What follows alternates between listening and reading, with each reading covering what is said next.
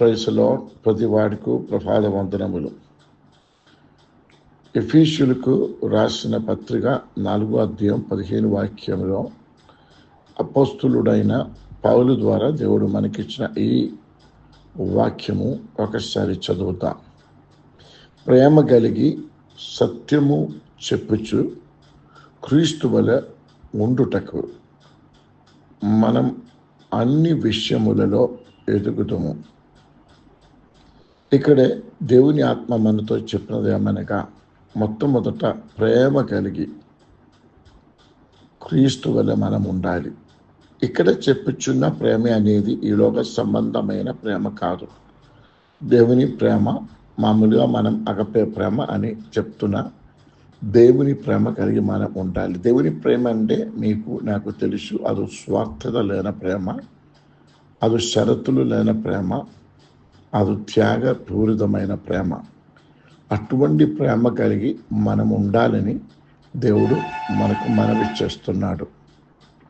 ఈ ప్రేమ ఉన్నవాడు మాటలతో కాదు, క్రియలతో ఈ ప్రేమను కనపరుస్తాడు. అంటే మనమైతే మాటలు పలుకుతారు కానీ నిజంగా ప్రేమించటం లేదు. ప్రేమ ఒట్టు మాట మాత్రం కాదు. ఎదుటి వాళ్ళని నిజంగా ప్రేమించిన వాళ్ళైతే వాళ్ళ కష్టములోనైనా బాధలోనైనా ఉంటున్నప్పుడు వాళ్ళతో సహకరించటము, వాళ్ళ అవసరంలో వాళ్ళ దగ్గరికి వెళ్ళి సహాయం అందించటము, కష్టదినములో బాధలు కలిగి ఉంటున్నప్పుడు వాళ్ళకు ఓదార్పు చేయటము, అలాగే క్రియాత్మకమైన ఒక ప్రేమ కలిగి మనం ఉండాలని దేవుని వాక్యము మనవి చేస్తున్నాను. క్రీస్తు వలె మనం కూడి ఎదుటి వాళ్ళని ప్రేమించాలి. రెండో మాట అనేది సత్యము చెప్పచ్చు. అంటే మన యథార్థంగా ఉండాలి. మన జీవితంలో అబద్ధము చెప్పిన వారుగా మనం ఉండకూడదు. అబద్ధం చెప్పటం అనేది దేవునికి నేరము, దేవునికి ఇష్టము లేదు. అబద్ధము చెప్పిన వారు పరలోకం కూడి వెళ్ళలే. మనం అనుకుంటున్నాను పర్వాలేదు, చిన్న చిన్న అబద్ధాలు చెప్తే, అలాగే కాదు. దేవుడు అంటే సత్యమే. యేసు అన్నారు, నేనే సత్యము, నేనే మార్గము, నేనే జీవము. సత్యము అయిన యేసును ఆరాధించేవాడు, వెంబడించేవారైన మనము సత్యం మాత్రమే పలకాలి. అబద్ధం చెప్పటము మానేయాలి.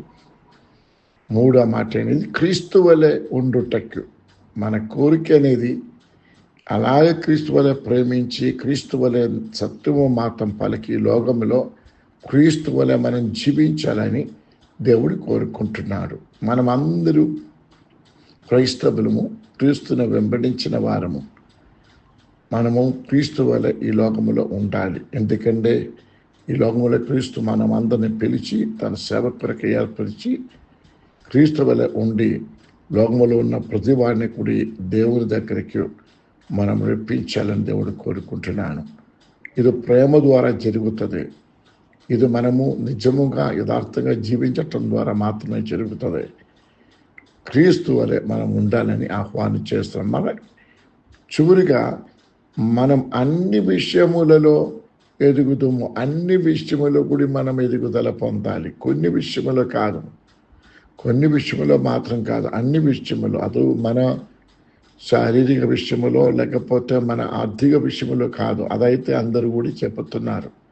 కానీ దానికంటే ఎక్కువ మన ఆత్మీయ జీవితంలో, మనం ఈ లోకములో ఉన్నంత కాలము సామాజిక జీవితంలో, మన కుటుంబ జీవితంలో మనము అన్ని విషయములో కూడి మనం క్రీస్తు వలె దేవుని స్థలంలో ఎదగాలని దేవుడు కోరుకుంటున్నారు.